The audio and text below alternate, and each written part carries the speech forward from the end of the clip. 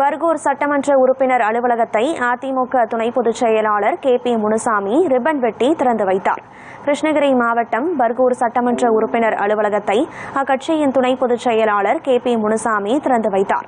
மாவட்ட செயலாளர் அசோக்குமார் தலைமையிலும் MLA EC கோவிந்தராசன் முன்னிலையிலும் நடைபெற்ற நிகழ்ச்சியில் MGR ஜெயலலிதா படங்களுக்கு மலர் தூவி மரியாதை செலுத்திய பின் ஏழை மக்களுக்கு நலத்திட்ட உதவிகளும் வழங்கப்பட்டன.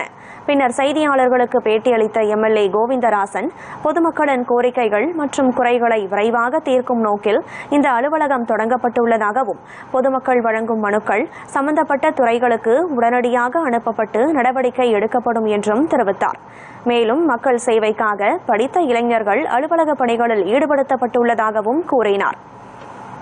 மாண்புமிகு கழகத்தினுடைய பொதுச் செயலாளர் அன்னார் எடப்பாடி அன்னார் அவர்கள் ஆணைக்கிணங்க துணை பொதுச் செயலாளர் KPM அன்னாருடைய ஆணைக்கிணங்க மறைந்த முதல்வர் புரட்சித் தலைவர் புரட்சி அம்மா இவர்கள் ஆணைக்கிணங்க இன்றைக்கு பர்கூர் எப்பவுமே அனைத்து இந்திய அண்ணா திமுக கோட்டையாக இருந்த பர்கூர் தொகுதியில் ஒரு மாபெரும் வெற்றியை பெற்றுத்தந்த வாக்காளர்களுக்கு என்னுடைய மனமார்ந்த நன்றியை தெரிவித்துக் கொள்கிறேன்.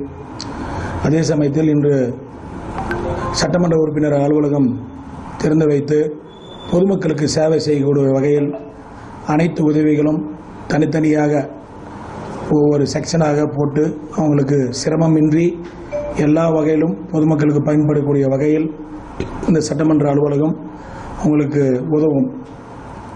எந்த ஒரு பிரச்சனையாக இருந்தாலும் பொதுமக்கள் எளிதில் அணுகக்கூடிய அளவில் காலையில் 6 மணியிலிருந்து சட்டமன்ற அலுவலகம் திறந்திருக்கும். அதே நேரத்தில் அதுக்கு உண்டான என்ன குறைகள் சொல்லலாம் அது குறைகளை தீர்த்து வைக்கிற அளவுக்கு அவங்களுக்கு தனித்தனியாக படித்த இளைஞர்களை போட்டு அந்தந்த துறை சார்ந்த அலுவலகத்துக்கு உடனடியாக அந்த குறைகளை தீர்த்து வைக்கக்கூடிய எந்த மனுக்கள் வந்தாலும் அந்த மனுக்களை உடனே அந்த துறைக்கு அனுப்பிச்சு அவங்களுக்கு என்ன குறை இருக்கோ அந்த குறையை தீர்த்து வைக்கிற அளவுக்கு இளைஞர்களை போட்டு நிவர்த்தி செய்யக்கூடிய அளவுக்கு செயல்படுவேன்.